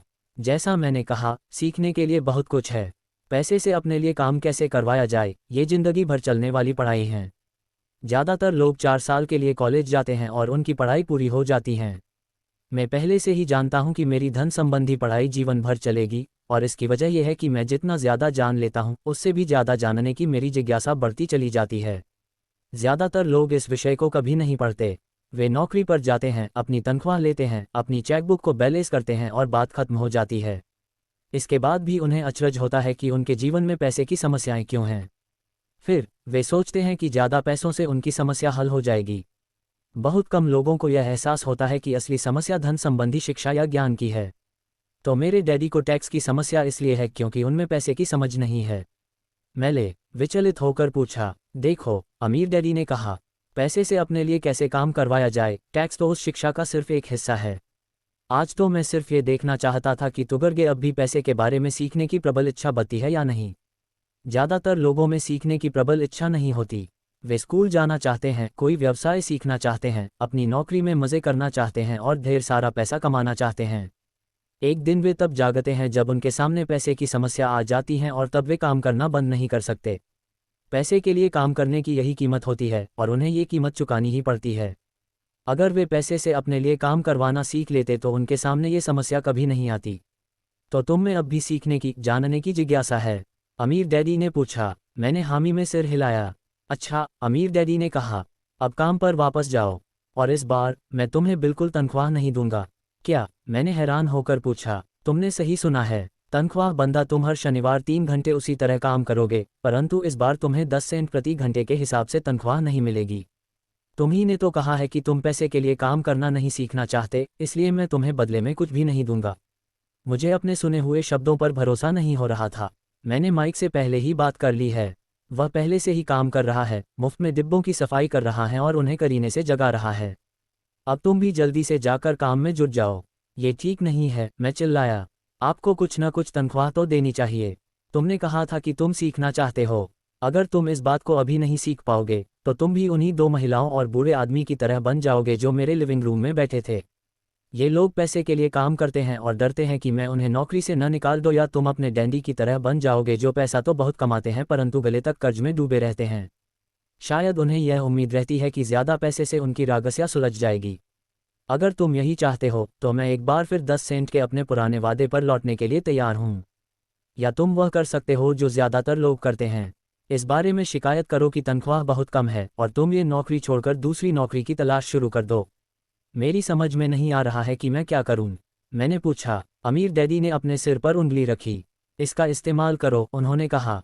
अगर तुम इसका सही इस्तेमाल करोगे तो तुम मुझे जल्द ही इस बात के लिए धन्यवाद दोगे कि मैंने तुम्हें मौका दिया और एक दिन तुम बहुत अमीर आदमी बन जाओगे हो। मैं वहाँ ये सोचते हुए खड़ा था कि मुझे कितना घटिया विकल्प दिया जा रहा है। मैं यहाँ अपनी तनख्वाह बढ़वाने आया था और अब मुझे मुफ्त में काम करने के लिए कहा जा रहा है। बिल्कुल पड़ती है, अमीर डैडी मुस्कुराए। मैं सिर्फ ये कह रहा हूँ कि उनके डर के कारण उनके मन में यह विचार आता है। मैं समझ नहीं पाया, माइक ने कहा। अमीर डैडी ने कहा, अगर आपके मन में पैसे की कमी का डर जाग जाए तो तत्काल नौकरी ढूंढने के लिए दौड़ मत लगाए ताकि कुछ रुपयों के सहारे उस डर को मार दिया जाए। इसके बजाय आप खुद से यह सवाल पूछिए, क्या लंबे समय में इस डर का सबसे बढ़िया इलाज नौकरी है? मेरे ख्याल से इसका जवाब नहीं होता है, खासकर जब आप किसी आदमी की पूरी जिंदगी को देखते हैं। नौकरी दीर्घकालीन समस्या का अल्पकालीन समाधान है। परंतु मेरे डैडी हमेशा कहा करते हैं, स्कूल में पढ़ो, अच्छे नंबर लाओ, ताकि तुम्हें एक सुरक्षित और अच्छी नौकरी मिल सका। मैंने हड़बड़ी में बोल ही दिया। हाँ, मैं समझ सकता हूँ कि वे ऐसा क्यों कहते हैं, अमीर डैडी ने मुस्कुराकर कहा। ज़्यादातर लोग ऐसी ही सलाह देते हैं और ज़्यादातर लोगों के लिए यह एक अच्छा विचार होता है। परंतु लोगों की इस सलाह के पीछे भी डर छुपा होता है। आपका यह मतलब है कि मेरे डैडी ऐसा इसलिए कहते हैं क्योंकि वे डरे हुए हैं? हाँ, अमीर डैडी ने कहा। वे घबराए हुए हैं कि शायद तुम पैसा नहीं कमा पाओगे और समाज में फिट नहीं हो पाओगे। मुझे गलत मत समझना, वे तुम्हें प्यार करते हैं और तुम्हारा भला चाहते हैं, और मैं सोचता हूँ कि उनका डर सही भी है। शिक्षा और नौकरी महत्वपूर्ण हैं, परंतु इससे डर का इलाज नहीं होगा। वही डर जो उन्हें सुबह उठकर कुछ रुपए कमाने के लिए प्रेरित करता है, उसी डर के कारण वे तुम्हारे स्कूल जाने पर इतना जोर देते हैं। तो आपकी सलाह क्या है? मैंने पूछा। मैं चाहता हूं कि तुम्हें पैसे की ताक पर काबू पाना सिखाऊं। पैसे का डर तुम्हारे दिमाग से निकल जाना चाहिए, और यह स्कूल में नहीं सिखाया जाता। अगर तुम इसे नहीं सीखोगे तो तुम पैसे के गुलाम बन जाओगे हो। अब उनकी बातें गहरी समझ में आ रही थीं। वे हमारे विचारों को ज़्यादा व्यापक बनाना चाहते थे। वे चाहते थे कि जो गिरोज मार्टिन नहीं देख सकती थी, उनके कर्मचारी नहीं देख सकते थे, या मेरे डैडी तक नहीं देख सकते थे, वह देखने की योग्यता हम में आ जाए। उन्होंने जो उदाहरण दिए थे वे उस समय कठोर ज़रूर लग रहे थे, लेकिन मैं उन्हें कभी नहीं भूला। मेरा नज़रिया उस दिन बहुत बड़ा हो गया था। अब मैं उस जाल को देख सकता था जो ज़्यादातर लोगों के सामने बिछा होता है। देखो, आखिरकार हम सभी लोग कर्मचारी हैं। दम केवल अलग अलग स्तरों पर काम करते हैं, अमीर डैडी ने कहा। मैं तुम लोगों से बस यही चाहता हूं कि तुम लोग इस जाल से बचे रहो। डर और लालच, इन दो फंदों से बनने वाले जाल से। इनका इस्तेमाल अपने समर्थन में करो, अपने विरोध में नहीं। मैं तुम लोगों को यही सिखाना चाहता हूँ। मैं तुम लोगों को यह नहीं सिखाना चाहता कि ढेर सारा पैसा कैसे इकट्ठा कर लिया जाए। उससे डर या लालच को नहीं जीता जा सकता। अगर तुम्हें डर और लालच पर काबू पाना नहीं आता तो तुम चाहे कितने भी अमीर बन जाओ, असलियत में तुम एक बड़ी तनख्वाह पाने वाले गुलाम ही रहोगे। तो हम किस तरह इस जाल से बच सकते हैं? मैंने पूछा। गरीबी या पैसे की तंगी का खास कारण डर और अज्ञान होता है, न कि अर्थव्यवस्था या संस्कार या अमीर लोग। ये खुद का उड़ा हुआ डर या अज्ञान होता है जो लोगों को इस जाल में फंसाए रखता है। इसलिए तुम बच्चों को स्कूल जाना चाहिए और अपने कॉलेज की पढ़ाई पूरी करनी चाहिए। मैं तुम लोगों को यह ज़रूर सिखाऊंगा कि इस जाल से कैसे बवाजा 55/225 पहेली के टुकड़े अब सामने आ चुके थे। गहरे पढ़े लिखे डैडी के पास बड़ी डिक्रेतावा और एक बढ़िया करियर भी था, परंतु स्कूल ने उन्हें यह कभी नहीं सिखाया कि धन या अपने डर को किस तरह से काबू में रखा जाता है। अब मैं समझ चुका था कि मैं अपने दोनों डैडियों से अलग अलग परंतु महत्वपूर्ण बातें सीख सकता हूँ। तो आप पैसा न होने के डर के बारे में बात कर रहे थे। पैसे की इच्छा किस तरह हमारी सोच पर असर डालती है? माइक ने पूछना। तुम्हें तब कैसा महसूस हुआ था जब मैंने तुम्हारी तनख्वाह बढ़ाने का लालच दिया था? क्या तुमने ये देखा था कि तुम्हारी इच्छाएं किस तरह बढ़ रही थीं? हमने अपने सिर हिलाकर हामी भरी, पर तुमने अपनी भावनाओं के सामने हार नहीं मानी, और इस कारण तुम लोगों ने जल्दबाजी में काग नहीं लिया। इससे तुम्हें सोचने का वक्त मिल गया। ये सबसे महत्वपूर्ण है। हम में हमेशा डर और लालच की भावनाएं रहेंगी। इसी क्षण से तुम लोगों के लिए ये सबसे महत्वपूर्ण है कि तुम इन भावनाओं का इस्तेमाल अपने समर्थन में करो और लंबे समय तक ऐसा करो। अपनी भावनाओं को अपने दिमाग पर हावी मत होने दो और इस तरह अपने विचारों को दूषित मत होने दो। ज़्यादातर लोग डर और लालच का इस्तेमाल खुद के विरोध में करते हैं। यह अज्ञान की शुरुआत होती है। डर और इच्छा की भावनाओं के कारण ही ज़्यादातर लोग तनख्वाह के चेक, तनख्वाह में बढ़ोतरी और नौकरी की सुरक्षा के पीछे भागते भागते अपनी पूरी जिंदगी निकाल देते हैं। असल में वे ये सोचते ही नहीं हैं कि भावनाओं के आधार पर बने हुए ये विचार उन्हें किस तरफ ले जा रहे हैं। ये तो वही बात हो गई जिसमें गाड़ी खींचने वाले गधे के सामने उसका मालिक गाजर लटकाए रखता है जो उसकी नाक के ठीक सामने होती हैं। मधे का मालिक जहां जाना चाहता है वहां जाता है, परंतु गधा तो लालच के कारण भाग रहा है। कल गधे के लिए दूसरी गाजर आ जाएगी और मधा उसका पीछा करने लगेगा। आपके कहने का मतलब यह है कि जिस समय मैंने नए बेसबॉल ग्लव्स, कैंडी और खिलौनों के सपने देखना शुरू किया, उस समय मेरी हालत उस गधे की तरह हो गई थी जो गाजर के पीछे भागता है। माइक ने पूछा। ही, और उम्र के साथ साथ तुम्हारे खिलौने भी ज्यादा महंगे होते जाएंगे। अपने दोस्तों पर रौब झाड़ने के लिए एक नई कार, एक जॉब और एक आलीशान घर, अमीर डैडी ने मुस्कुराकर कहा। डर आपको दरवाजे से बाहर धक्का देता है, इच्छा आपको अंदर बुलाती है, आपको चट्टानों की तरफ ललचाती है। यही जाल ही तो इसकी काट क्या है? माइक ने पूरना। डर और इच्छा अज्ञान की वजह से बढ़ते हैं। इसलिए अमीर लोगों के पास जितना ज्यादा पैसा होता है, उनका डर भी उतना ही ज्यादा बड़ा होता है। धन ही गाजर है, भ्रम है। अगर गधा पूरी तस्वीर देख सकता तो शायद वह गाजर का पीछा करने के अपने फैसले पर दोबारा सोचता। अमीर डैडी ने आगे ये समझाया कि आदमी की जिंदगी अज्ञान और ज्ञान के बीच होने वाला संघर्ष है। उन्होंने बताया कि एक बार कोई आदमी खुद के बारे में ज्ञान की खोज करना बंद कर देता है तो उसकी जिंदगी में अज्ञान घुस जाता है। ये संघर्ष हर पल होता है। इसीलिए हमें यह फैसला करना है, ये सीखना है कि अपने दिमाग को खुला रखा जाए या इसे बंद कर लिया जाए। देखो, स्कूल बहुत ज़्यादा महत्वपूर्ण है। आप स्कूल इसलिए जाते हैं ताकि आप वहाँ कोई कला या व्यवसाय सीख सकें और इस तरह से आप समाज में योगदान दे सकें। हर समाज में शिक्षकों, डॉक्टरों, मैकेनिकों, कलाकारों, रसोइयों, व्यावसायिक लोगों, पुलिस अफसरों, दमकल कर्मियों और सिपाहियों की ज़रूरत होती है। स्कूल उन्हें ये सब सिखाते हैं ताकि हमारा समाज विकसित हो सके और हमारी संस्कृति समृद्ध हो सके, अमीर डैडी ने कहा। दुर्भाग्य से कई लोगों के लिए स्कूल शिक्षा का अंत होता है, शुरुआत नहीं। एक लंबी खामोशी छाई रही। अमीर डैडी मुस्करा रहे थे। उस दिन उन्होंने जो कहा था वह मैं पूरी तरह से नहीं समझ पाया था, परंतु ज्यादातर महान शिक्षकों के शब्द सालों तक हमें सिसवाते रहते हैं। उनके शब्द इसी तरह से आज भी मेरे साथ हैं। मैं आज थोड़ा निर्मम हुआ, अमीर डैडी ने कहा। एक वजह से निर्गम हुआ। मैं चाहता था कि तुम लोगों को आज की यह चर्चा हमेशा याद रहे। मैं चाहता हूं कि तुम लोग हमेशा मिसेज मार्टिन के बारे में सोचो। मैं चाहता हूं कि तुम लोग हमेशा उस गधे के बारे में सोचो। इन्हें कभी मत भूलना। अगर तुमने अपनी समझदारी से उन्हें काबू में नहीं किया तो डर और लालच की तुम्हारी दोनों भावनाएं तुम्हें जिंदगी के सबसे बड़े जाल में फंसा सकती हैं। अपनी जिंदगी को डरते डरते गुजारना, अपने सपनों को पूरा न करना निर्ममता है। ये भी निर्ममता है कि पैसे के लिए कड़ी मेहनत की जाए और यह सोचा जाए कि पैसे से खरीदी गई चीजें सुख दे सकती हैं। बिल चुकाने के डर से घबराकर आधी रात को जागना जीने का एक भयानक तरीका है। तनख्वाह के हिसाब से जिंदगी जीना भी कोई जीना है। ये सोचना कि कोई नौकरी आपको सुरक्षा का एहसास दे सकती है खुद से झूठ बोलना है। ये निर्ममता है और यही वह जाल है जिससे मैं तुम्हें बचाना चाहता हूँ। मैंने देखा है कि पैसा किस तरह से लोगों की जिंदगियों को चलाता है। ऐसा अपने साथ मत होने देना। भगवान के लिए पैसे को अपनी जिंदगी मत चलाने देना। हमारी मेज के नीचे सॉफ्टबॉल आ गई। अमीर डैडी ने उसे उठाया और वापस खिलाड़ियों के पास फेंक दिया। तो अज्ञान का लालच और डर से क्या ताल्लुक है? मैंने पूछा। ये पैसे का अज्ञान ही है जिसकी वजह से इतना लालच और इतना डर पैदा होता है, अमीर डैडी ने कहा। मैं तुम्हें कुछ उदाहरण देता हूँ। एक डॉक्टर जो अपने परिवार को ज्यादा खुशी देना चाहता है, अपनी फीस बढ़ा देता है। उसकी फीस बढ़ने की वजह से स्वास्थ्य सुविधाएं हर एक के लिए महंगी हो जाती हैं। अब इससे गरीब लोगों को सबसे ज्यादा नुकसान पहुंचता है, इसलिए गरीब लोगों का स्वास्थ्य अमीर लोगों से ज्यादा बुरा होगा। अब चूंकि डॉक्टरों ने अपनी फीस बढ़ा दी है, इसलिए वकील भी अपनी फीस बढ़ा देते हैं। चूंकि वकीलों ने अपनी फीस बढ़ा दी है, इसलिए स्कूल के टीचर भी अपनी तनख्वाह बढ़वाना चाहते हैं, जिसके कारण हमारा टैक्स बढ़ता है और यह सिलसिला अनंत काल तक यूं ही चलता रहता है।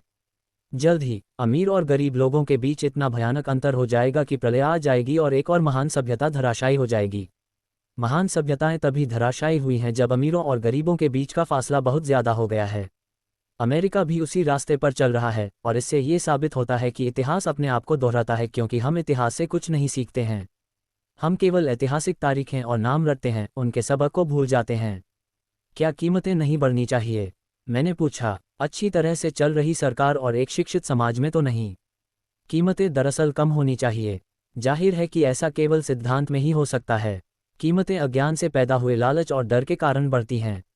अगर स्कूलों में धन के बारे में सिखाया जाता तो लोगों के पास ज़्यादा पैसा होता और बाजार की कीमतें भी कम होती, परंतु स्कूलों में सिर्फ पैसे के लिए काम करना सिखाया जाता है, पैसे की ताकत का इस्तेमाल नहीं सिखाया जाला। परंतु हमारे यहाँ बिजनेस स्कूल भी हैं।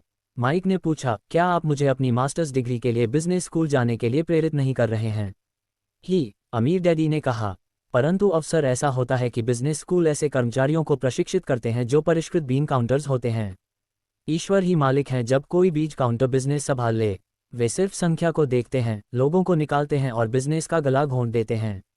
मैं जानता हूं क्योंकि मैं बीन काउंटर से काम लेता हूं। वे सिर्फ इतना ही सोचते हैं कि लागत कैसे कम की जाए और कीमत कैसे बढ़ाई जाए, जिससे बहुत सी समस्याएं पैदा हो जाती हैं। बीन काउंटिंग भी महत्वपूर्ण है। मैं सोचता हूं कि ज़्यादा लोगों को इस बारे में जानना चाहिए, परंतु ये भी पूरी तस्वीर नहीं बताती। अमीर डैडी ने गुस्से से कहा। तो फिर क्या इसका कोई हल है?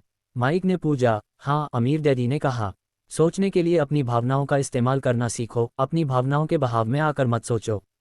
जब तुम लोग मुफ्त में काम करने के लिए तैयार हो गए थे तो तुमने अपनी भावनाओं को काबू में रखना सीख लिया था। तभी मैं समझ गया था कि तुमसे उम्मीद की जा सकती है। जब मैंने तुम्हें ज़्यादा तनख्वाह का लालच दिया तब तुमने एक बार फिर भावनाओं की बात नहीं मानी। तुम ताकतवर भावनाओं के बावजूद सोचना सीख रहे थे। ये पहला कदम था। ये कदम इतना महत्वपूर्ण क्यों है? मैंने पूछा। ये तुम अपने आप जान जाओगे।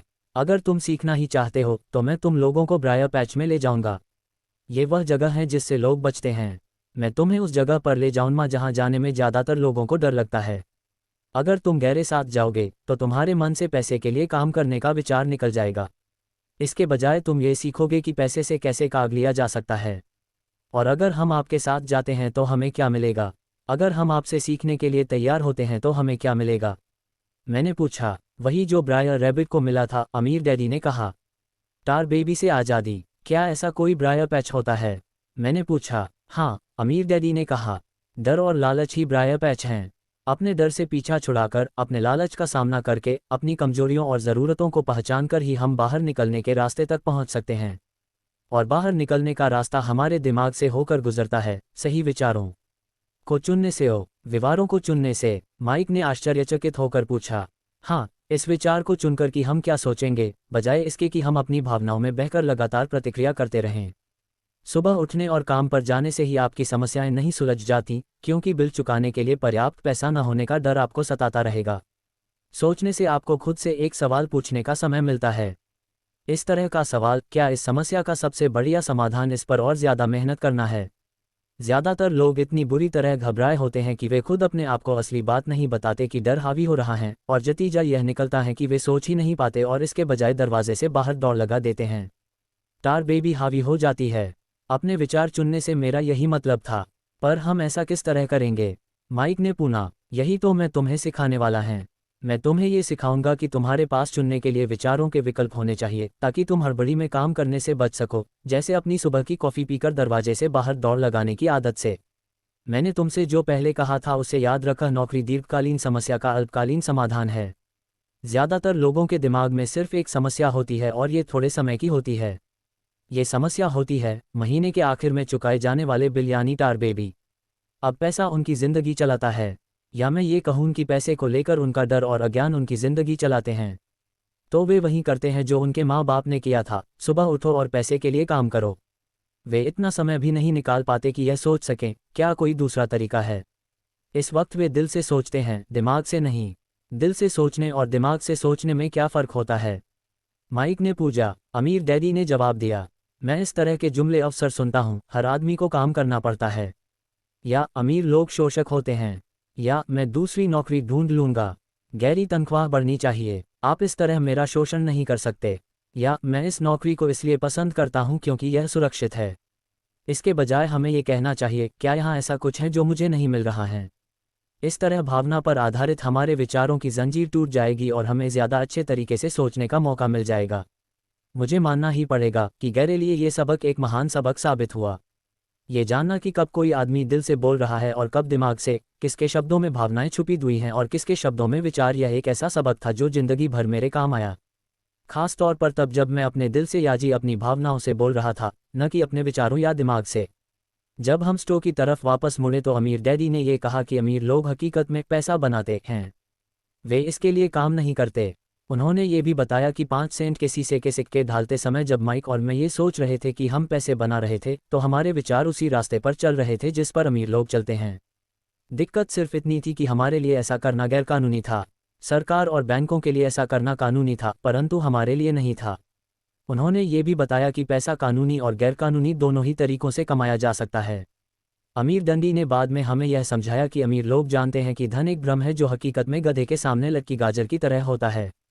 धन के भ्रम के कारण जो डर और लालच पैदा होता है, उसकी वजह से ही अरबों खरबों लोग ये सोचते रहते हैं कि धन असली बीज है। धन दरअसल एक मायाजाल है। जनता के अज्ञान और भरोसे के भ्रम की वजह से ही ताश के पत्तों का ये महल खड़ा रह पाता है। सच कहा जाए तो गधे की माजर धन से ज्यादा कीमती है, उन्होंने कहा। उन्होंने अमेरिका के गोल्ड स्टैंडर्ड के बारे में भी बात की और ये बताया कि हर डॉलर का नोट असल में चांदी का प्रमाण पत्र है। उन्हें इस अफवाह से चिंता हो रही थी कि किसी दिन हम लोग गोल्ड स्टैंडर्ड को छोड़ देंगे और हमारे डॉलर चांदी के प्रमाण पत्र नहीं रहेंगे। जब ऐसा होगा बच्चों, तो कयामत आ जाएगी। गरीब, मध्यवर्गीय और नासमझ लोगों की जिंदगी इसलिए बर्बाद हो जाएगी क्योंकि वे ये भरोसा करते रहेंगे कि धन ही असली चीज़ है और वे जिस कंपनी के लिए काम करते हैं वह कंपनी या सरकार उनका ध्यान रखेगी। उनकी बातें उस दिन हमारी समझ में नहीं आ रही थीं, परंतु सालों बाद जाकर मुझे ये 25 समझ में आया कि यह बड़े पते की बात थी। वह देखना जो दूसरे नहीं देख पाते। जब वे अपने पिकअप ट्रक में चढ़े तो उन्होंने कहा, काम करते रहो बच्चों, पर जितनी जल्दी तुम तनख्वाह की ज़रूरत को भूल जाओगे, तुम्हारी आगे की ज़िंदगी उतनी ही आसान हो जाएगी। अपने दिमाग का इस्तेमाल करो, मुफ्त में काम करो और जल्दी ही तुम्हारा दिमाग तुम्हें पैसे कमाने के दूसरे तरीके बता देगा। उन तरीकों से तुम इस नौकरी से ज़्यादा कमा लोगे। तुम ऐसी चीज़ें देख पाओगे जो दूसरे लोग कभी नहीं देख पाते। मौका उनकी नाक के नीचे होते हैं, फिर भी ज़्यादातर लोग इन मौका को कभी नहीं देख पाते। इसका कारण यह है कि वे पैसे और सुरक्षा ढूंढते रहते हैं, इसलिए उन्हें यही मिलते हैं। जिस वक्त तुम एक मौका भांपने में कामयाब हो जाओगे, उसके बाद तुम जिंदगी भर मौका भांप सकते हो। जिस वक्त तुम ऐसा कर लोगे, मैं तुम लोगों को कुछ और बातें सिखाऊंगा। इस बात को ध्यान से समझ लो ताकि तुम जिंदगी के सबसे बड़े जाल से बच सको। वह टार बेबी तुम्हें कभी नहीं छू पाएगी। माइक और मैंने स्टोर से अपनी चीज़ें उठाई और मिसेज मार्टिन से गुड बाय कहा। हम वापस पार्क में उसी पिकनिक बेंच पर बैठे और वहां घंटों तक सोचते रहे और बातें करते रहे। हमने अगला हफ्ता स्कूल में इसी बारे में सोचते और बातें करते हुए बिताया। 2 सप्ताह तक हम लोग सोचते रहे, बातें करते रहे और मुफ्त में काम करते रहे। दूसरे शनिवार के आसवर में मैं मिसेज मार्टिन से दोबारा मुडबाई कर रहा था और कॉमिक बुक स्टैंड को ललचाई नज़र से देख रहा था। हर शनिवार 30 सेंट न मिलने में सबसे दुखद बात यह थी कि मेरे पास कॉमिक्स खरीदने के लिए बिल्कुल भी पैसे नहीं होते थे। अचानक जब मिरोज मार्टिन मुझे और माइक को गुड बाय कर रही थी, मैंने उन्हें एक ऐसा काम करते देखा जो इसके पहले कभी नहीं देखा था। मेरा मतलब है, मैंने इसके पहले उन्हें ऐसा करते देखा तो था, पर उस पर ध्यान नहीं दिया था। मिसेज मार्टिन ने कॉमिक्स के पहले पेज को आधा काटा और उसे संभालकर अपने पास रख लिया। बाकी की पुस्तक को उन्होंने एक बड़े से भूरे कार्डबोर्ड के डिब्बे में डाल दिया। जब मैंने उनसे पूछा कि वे इन कॉमिक्स का क्या करती हैं तो उन्होंने कहा, मैं उन्हें फेंक देती हूँ। जब वह नई कॉमिक्स लाता है तो मैं ऊपर के आधे कवर को क्रेडिट के लिए कॉमिक बुक डिस्ट्रीब्यूटर को दे देती हैं। वह 1 घंटे में आने ही वाला है। माइक और मैंने 1 घंटे तक इंतज़ार किया। जल्दी ही वह डिस्ट्रीब्यूटर आया और मैंने उससे पूछा कि क्या हमें कॉमिक्स मिल सकती हैं। इस पर उसने जवाब दिया, आपको मिल सकती हैं अगर आप इस स्टोर में काम करते हैं और अगर आप ये वादा करें कि आप उन्हें दोबारा नहीं बेचेंगे। हमारी पार्टनरशिप एक बार फिर कायम हो गई थी। माइक की मम्मी ने बेसमेंट में हमें एक खाली कमरा दे दिया जो उनके किसी काम नहीं आता था। हमने उसकी सफाई करके उसमें सैकड़ों कॉमिक्स जमा कर ली। जल्दी ही हमारी कॉमिक्स लाइब्रेरी लोगों के लिए खोल दी गई। माइक की छोटी बहन को पढ़ने का बहुत शौक था, इसलिए हमने उसे अपना लाइब्रेरियन बना दिया। लाइब्रेरी में आने और कॉमिक्स पढ़ने के लिए वह हर बच्चे से 10 सेंट लेती थी। स्कूल खत्म होने के बाद हर दोपहर 2:30 बजे से 4:30 तक लाइब्रेरी खुलती थी। पड़ोस के बहुत से बच्चे इसके ग्राहक बन गए थे और वे जितनी कॉमिक्स पढ़ना चाहते थे 2 घंटे में पढ़ सकते थे। यह उनके लिए बहुत बढ़िया सौदा था क्योंकि एक कॉमिक्स की कीमत 10 सेंट होती थी और 2 घंटे में वे 5 या 6 कॉमिक्स पढ़ लेते थे। माइक की बहन लौटते समय बच्चों की तलाशी लेती थी और ये देख लेती थी कि वे अपने कपड़ों में कॉमिक्स छुपाकर तो नहीं ले जा रहे हैं। वह इस बात का रिकॉर्ड भी रखती थी कि हर रोज़ कितने बच्चे आए, उनका नाम क्या था और उनके सुझाव क्या थे। माइक और मुझे 3 महीने तक हर हफ्ते $9.5 का औसत लाभ हुआ। हमने उसकी बहन को हर हफ्ते $1 का भुगतान किया और उसे मुफ्त में कॉमिक्स पढ़ने का फ़ायदा भी दिया। हालांकि वह कॉमिक्स कभी कभार ही पढ़ती थी क्योंकि वह हमेशा अपनी पढ़ाई में लगी रहती थी। माइक और मैं समझौते के मुताबिक दर शनिवार स्टोर में काम करते रहे। साथ ही दम अलग अलग दुकानों से कॉमिक्स इकट्ठी करते रहे। हमने वादे के मुताबिक कॉमिक्स नहीं बेची। जब कोई कॉमिक्स फट जाती थी तो हम उसे जला देते थे। हमने इसकी एक शाखा खोलने की भी कोशिश की, लेकिन हमें माइक की बहन की तरह मेहनती और भरोसेमंद लाइब्रेरियन नहीं मिला। बहुत कम उम्र में ही हमने ये जान लिया था कि अच्छे स्टाफ को खोजना कितना मुश्किल होता है। लाइब्रेरी खुलने के 3 महीने बाद हमारी लाइब्रेरी में एक समस्या आ गई। दूसरे मोहल्ले के कुछ मुंडे अंदर घुस आए और उन्होंने झगड़ना शुरू कर दिया।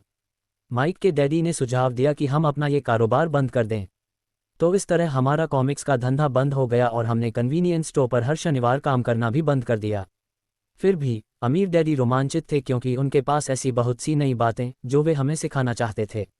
वे स्वस्थ थे क्योंकि हमने उनके पहले सबक को इतनी अच्छी तरह सीख लिया था। हमने ये भी सीख लिया था कि पैसे से अपने लिए काम कैसे करवाया जाता है। स्टोर में नौकरी के बदले में पैसा नहीं मिलता था, इसलिए हमें मजबूरन अपनी कल्पना शक्ति पर जोर डालना पड़ा ताकि हम पैसा कमाने का कोई दूसरा तरीका ढूंढ सकें। कॉमिक्स लाइब्रेरी हमारा अपना व्यवसाय था, हमारा धन हमारे काबू में था और हम किसी मालिक के मोहताज नहीं थे। इसमें सबसे अच्छी बात यह थी कि हमारे व्यवसाय से हमें तब भी पैसा मिलता था जब हम वहां स्वयं मौजूद नहीं होते थे। उस समय हम पैसे के लिए काम नहीं करते थे, बल्कि हमारा पैसा हमारे लिए काम करता था। ज़्यादा तनख्वाह देने के बजाय अमीर डैडी ने हमें इतनी बढ़िया नसीहत दे दी थी।